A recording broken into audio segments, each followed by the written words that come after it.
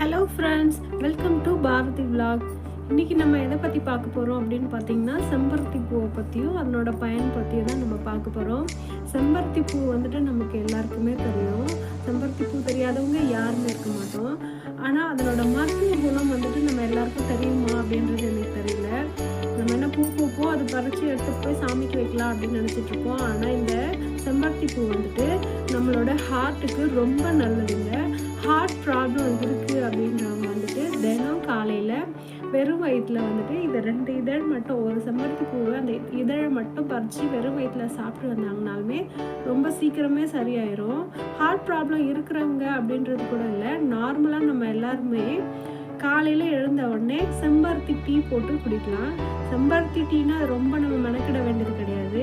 ஒரு டம்ளர் கொதிக்க வச்சு அந்த இதழை மட்டும் பறித்து அதில் ஒரு 2 நிமிஷம் கொதிக்க வச்சு குடித்தா போகிறோம். நம்ம ரொம்ப ஆரோக்கியமாக இருக்கலாம்.